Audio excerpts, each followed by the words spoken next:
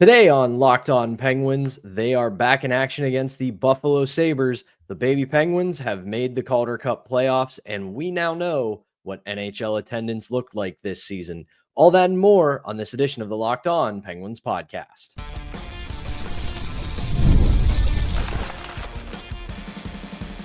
You're Locked On Penguins, your daily podcast on the Pittsburgh Penguins, part of the Locked On Podcast Network, your team every day.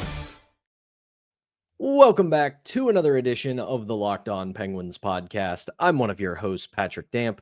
You can follow me across all social media platforms at synonym for wet. Joined as always by the one and only Hunter Hodes. You can follow him on Twitter at Hunter Hodes. You can give our show's Twitter account a follow at LO_Penguins. And of course, we appreciate you making us part of your daily routine. Don't forget that we are free and available wherever you get your podcasts, as well as YouTube, plus the Roku channel. And if you follow us on YouTube, don't forget to hit the notification button. That way you can be among the first to know when we drop our daily Monday through Friday episodes. The Penguins are back at it tonight after a disappointing loss to the Tampa Bay Lightning 2 nights ago. Tonight, they will take on one of the NHL's worst teams, but looking at the standings, we probably shouldn't throw too many stones because they're only a few points behind the Penguins, and that is the Buffalo Sabres. And fun fact, Hunter, 2 games in a row that I can say this, they are playing a team that they scored a goalie goal against. So just like Tampa, they did score a goalie goal against the Sabres in the last meeting between these two teams when Alex Nedeljkovic became the first goalie in NHL history to score both a goalie goal and record an assist, and become the first goalie to score at all 3 levels of North American professional hockey, the ECHL, the AHL, and the NHL. But enough of the novelty statistics. If you are the Penguins, with as well as they have been playing over the past couple of weeks, excluding obviously the most recent game against Tampa Bay, this feels like a game that they need to win. I know you were looking into these stats before we got started, so I will let you take the ball and run with it on that. But at the end of the day, for the Buffalo Sabres, for their myriad of issues as an organization, being unable to get off the ground on these rebuilds, it kind of feels like the story of the Buffalo Sabres this season has been sometimes they can score goals, but all of the time they cannot prevent goals. Yeah, they're 26 in the league in goals against per 60 at 5-on-5 this year, though they are 3rd in the league, Pat, in goals for per 60. So the one thing they do well, they can create offense. It's just that A, their goaltending this year has not been very good, and B, they cannot play a lick of defense in their own zone. So they get a lot of offense, but they give it right back in their own zone. And you look at this lineup, and I feel bad for Buffalo fans because they've been going through this for, what, Pat, over a decade now at this point. They had a rebuild. That didn't work. And now they're doing this rebuild from their past rebuild. Like, it really is crazy how the Sabres just can't get out of their own way year after year. I mean, there was a season a couple years ago where it looked like they were getting close. Like, they were honestly in the playoff race at the end of the season, but they couldn't build on that, Pat. You saw what happened last year, and then you're seeing what happened this year. They're going to get a top 4 pick in this year's draft, in my opinion. But you look at this lineup, Tage Thompson, he leads the way, one of the best goal scorers in the league, 35 goals, 61 points in 64 games. It was a travesty that he was not included on the Team USA 4 Nations face-off roster. If he is not on the Olympic team next year, something is wrong, because he is so good, great sniper, also really underrated playmaker. And Pat, he's been a Penguin killer in the past. It feels like every time these two teams play, Tage Thompson is on the score sheet scoring against them. So he's priority number 1. JJ Peterka, 22 goals, 55 points in 65 games. Peterka is someone who has really come into his own these last couple of seasons. I am still curious to see what the plan is with him during this offseason. You know, there have been trade rumors surrounding him, and a couple people were asking me around the deadline, like, would you trade assets to go get this player, including potentially the Rangers pick if the Penguins get it? And I said yes. Like, that is someone I would trade that pick for if the Rangers give the Penguins that first round pick this year and they don't defer it to next year. I think he is everything they would need for both the short term and the long term. And I think he could really grow into a really good player for this team. But you always have to watch out for him. Rasmus Dahlin, 13 goals, 55 points this year. He's been great. Alex Tuch, also another really underrated player that people don't recognize enough. Pat, he's almost a 30-goal scorer this year. I know he was really good in Vegas, but he's been awesome since coming to Buffalo. Jason Zucker, Ryan McLeod, 19 and 17 goals respectively. You look at this team, man, there's a good amount of young talent. They just can't put it all together for whatever reason. And I'm curious to see what happens with their front office. Does Kevin Adams get another season there as general manager? Does Lindy Ruff get another season as head coach? They have a lot of major decisions to make. But in terms of, again, this game tonight, it's all about slowing down Tage Thompson and JJ Peterka for me.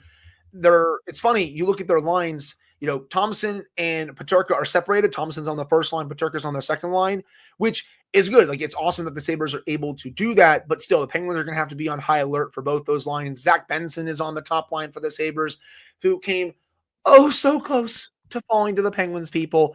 One pick away. If he was available at the same time that Braden Yeager was, I think Zach Benson was going to be the pick.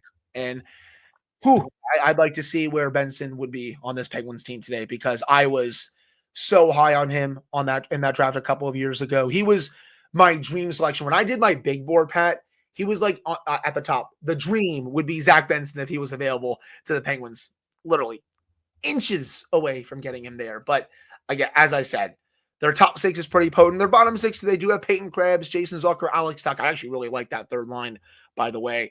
Rasmus Dahlin leading the top pair, Owen Power leading the second pair. Two absolute studs on their back end. Bowen Byram I didn't even get to yet. They have three studs, but I still think they could use another player to play on the right side. And then goaltending-wise, it looks like, Pat, it'll be James Reimer starting for the Sabres tonight. It'll make his third straight start.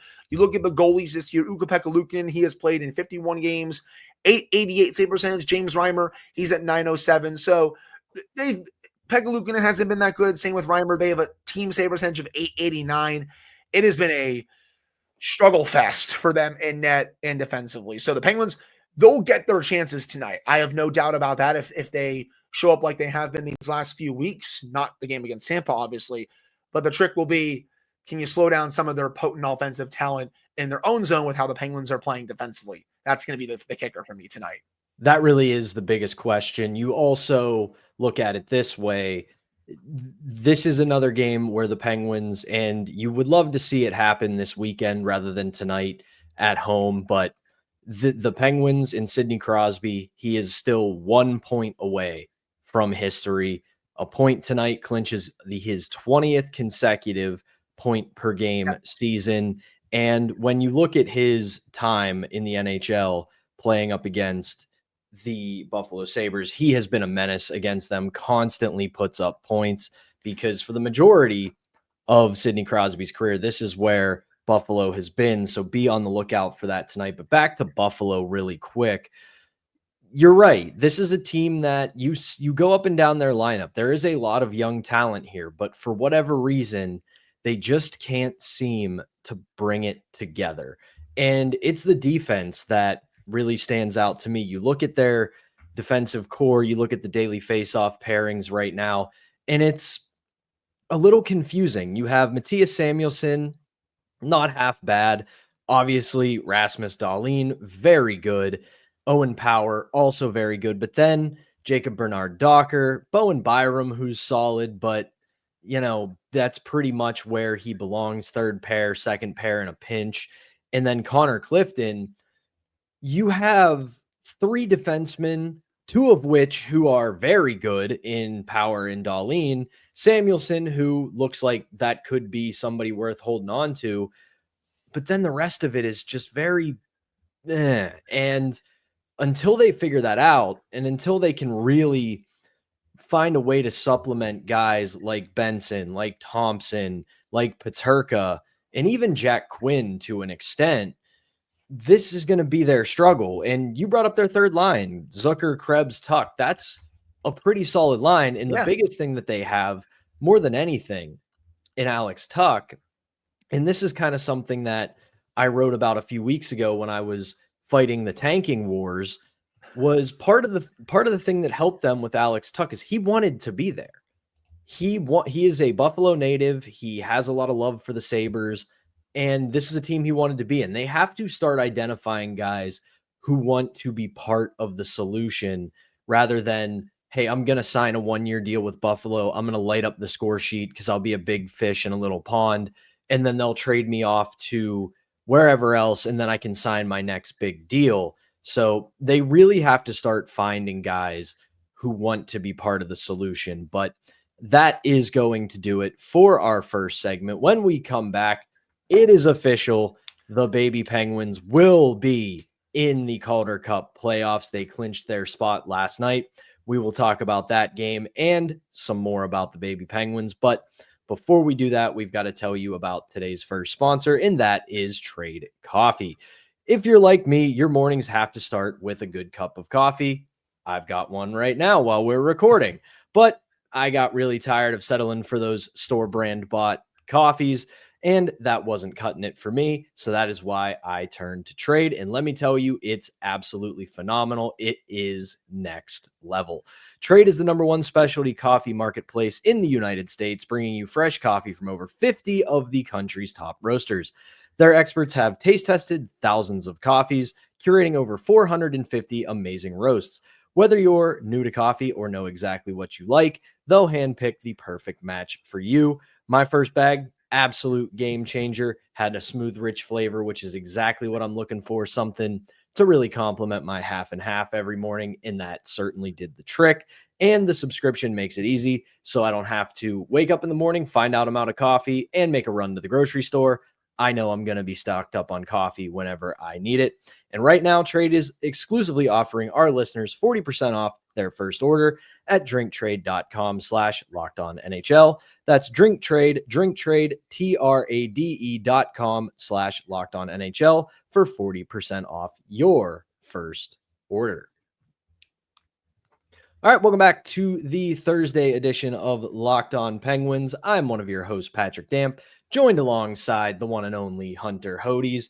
And thanks to the overtime hero last night against the Hartford Wolfpack, Avery Hayes clinches a spot for the baby Penguins in the Calder Cup playoffs. He scores with just 11 seconds left in overtime to get the baby Penguins, into the Calder Cup playoffs. And not only did Avery Hayes, a player who has been a little bit of a surprise for this organization, someone that we didn't really have our eyes on, but has continued to rise and looking like someone that maybe could be an option here over the next few years to play for the big Penguins. But his goal, assisted by someone we have had our eyes on all season long, Vasily Ponomarev, he wins a board battle, is able to get the puck to Hayes to spring him on a breakaway. He makes no mistake. He wins the game. And with the victory, Sergei Murashov has tied John Curry for the longest winning streak in Wilkes-Barre Scranton Penguins history with 11. So Hunter, the boys down on the farm, they're going to start playing some meaningful hockey here in just a couple of weeks. Something special is brewing down there, my friend. I've had a few people come in my social media mentions these last few days to few weeks telling me, like, we're Wilkes-Barre season ticket holders and we haven't seen a team this good here in a long time. And, they can feel the hype. They can feel the excitement. And you can see it even when you're watching the games on your television, your laptop, your PC, wherever you're watching it. The crowd there is fantastic. The players are having so much fun. And that goal by Avery Hayes last night was sexy. Like, that's the word for it, man. It was such a sexy move. Did it at the very tail end of overtime. And he's had a really strong season for Wilkes-Barre this year, Pat. I know we haven't talked about him enough on this show. We've been really focusing on Rutger McGroarty because he's going to be ready, we think, for next season. Billy Koivunen, we think, is going to be ready for next season. Ponomarev might be ready on a full-time basis for next season. Outside shot of Tristan Brose. But we should include Avery Hayes, man. In 50 games this year, he has 21 goals, 39 points in 50 games. He has many goals as Emil Benstrom does, same with Koivunen, and same with Boris Tkachuk. So he is playing lights out hockey for Wilkes-Barre this year.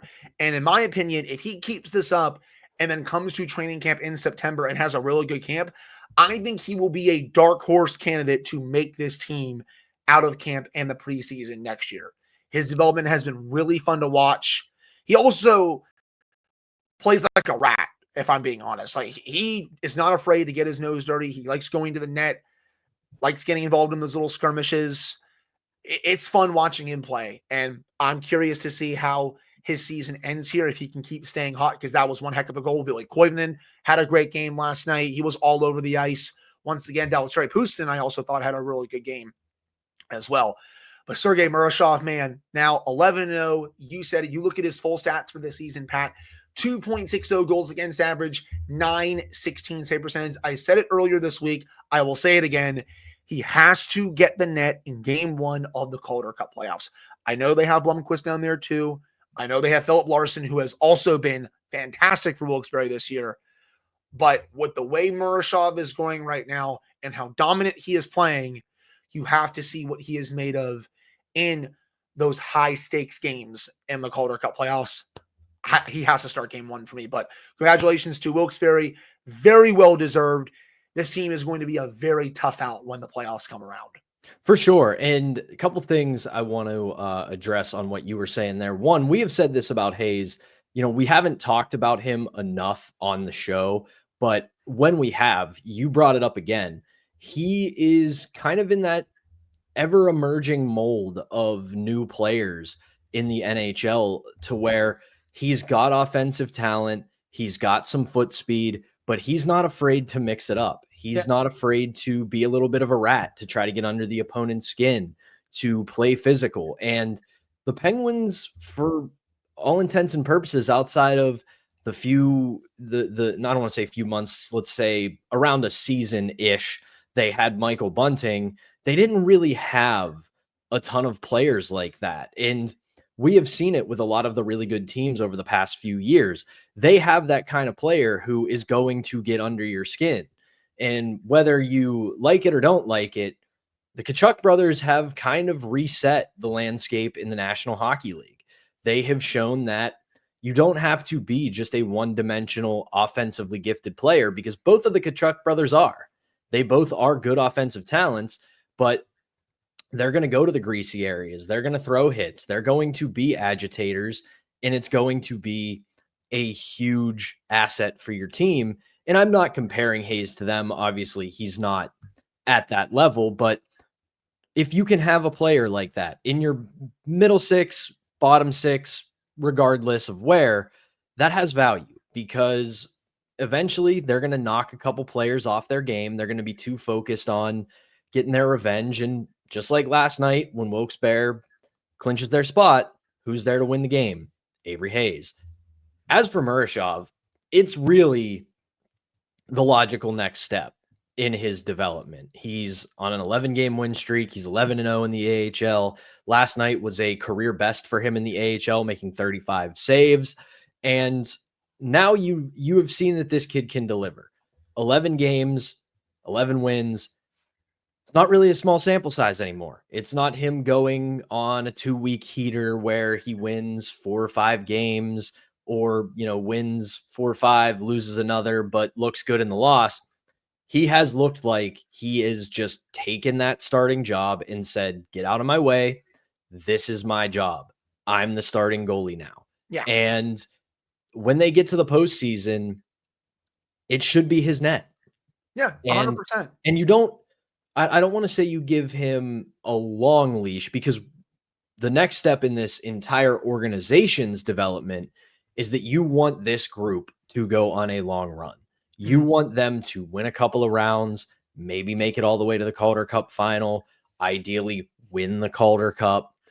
You want them to make that run. So you don't give him an extremely long leash, but you find yourself down in a series, you've got Larson, you've got Blomqvist. So not only can you give him the net to start, you've got safety nets there if he stumbles a little bit. You're not pushing all your chips into the middle on Sergei Murashov, but I'm right there with you.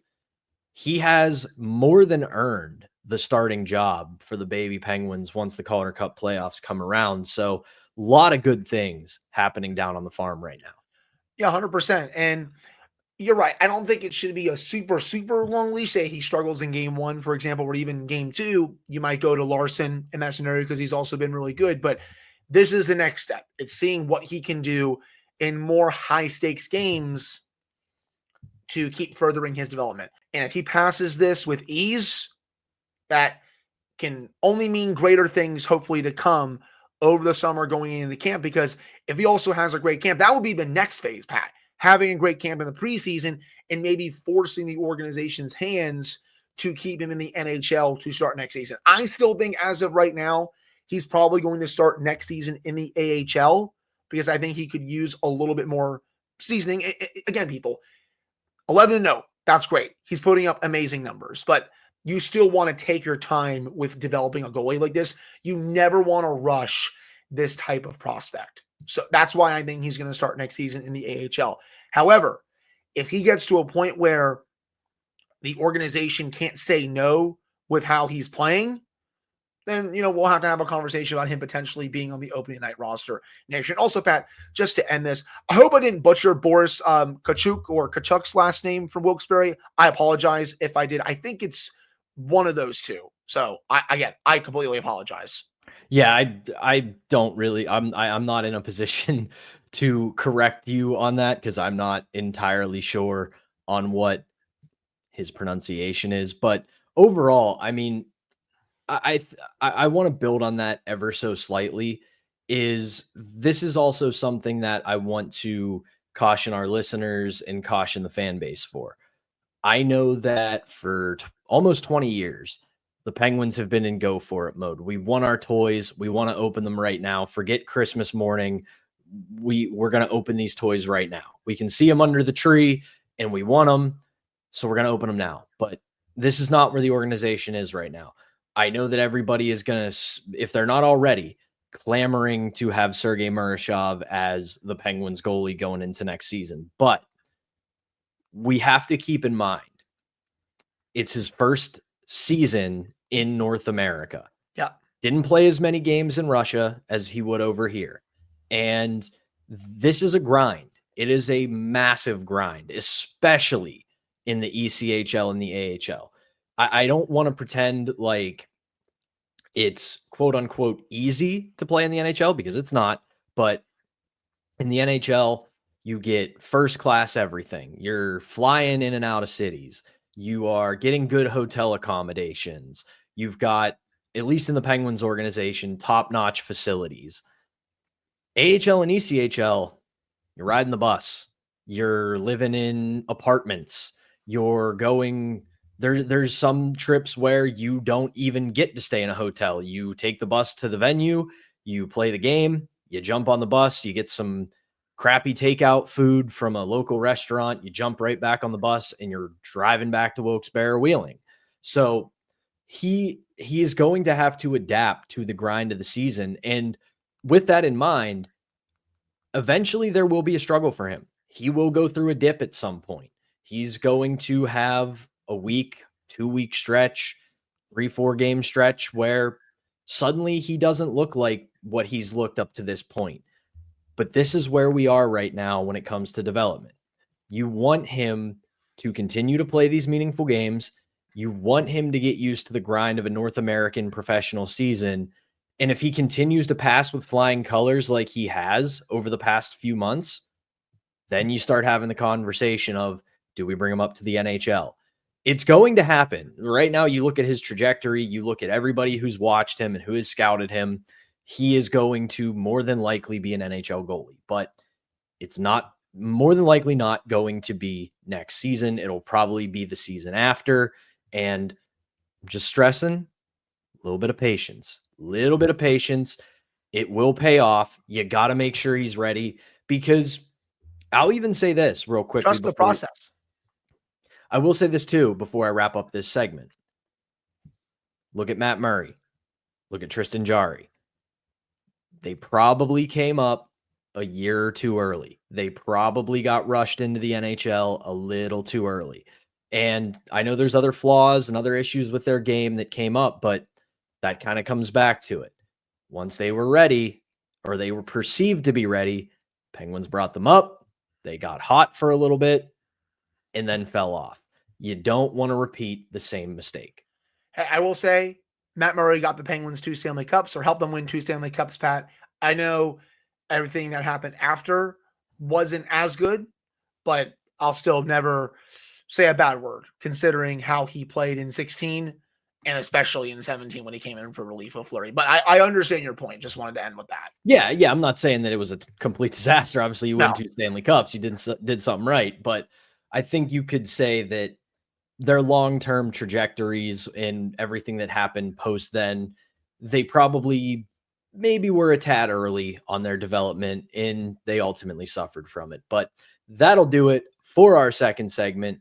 When we come back, The Athletic released a story this morning about NHL attendance numbers. We're going to take a look at those, specifically the Penguins, and have a little bit of a quick discussion about tickets and attendance in the National Hockey League. So stick with us. We're going to have that conversation to end the show. But before we do that, we got to tell you about today's last sponsor, and that is Indeed. You just realized you needed to hire somebody yesterday. So how can you find amazing candidates fast? That's easy. Just use Indeed.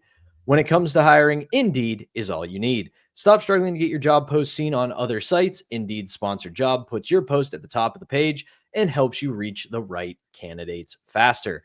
I have said it on this show before. While I have not used Indeed as somebody looking to hire, I have used Indeed as somebody in need of a job. It got me in touch with my current employer, as well as got me multiple interviews with other potential employers. It's a fantastic platform. It is well worth every single second of your time. And now you can speed up your hiring process with a $75 sponsored job credit. Just go to Indeed.com/lockedon right now and support our show by saying you heard about Indeed on this podcast. Terms and conditions apply. Hiring Indeed is all you need. All right, welcome back to the Thursday edition of Locked On Penguins. I'm Patrick Damp. That's Hunter Hodes. And Athletic released a article this morning about NHL attendance in the 24-25 season. And as we get close to the end of the year, the league is seeing gains pretty much across the board, with the exception of a couple of teams, including the Penguins. According to their article, one of the biggest declines in the league this year was the Penguins. They saw a 6.6% decrease in attendance, and I can see some eyes rolling. I can see some people shaking a little bit because there's some new ownership and new-ish ownership in town, But realistically, the drop that they saw on average, not that bad. It's one because of course this is the number. 1,187 fans less per game. Of course it ends with 87 because why wouldn't it?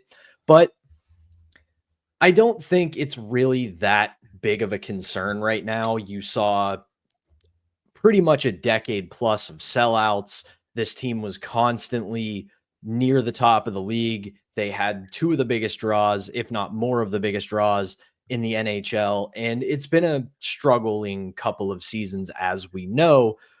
But the other conversation, and I have this conversation with people constantly when it comes to sports in Pittsburgh.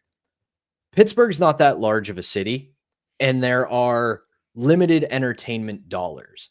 If you look at whether it's the Penguins, you can't include the Steelers in this because that is a generational thing.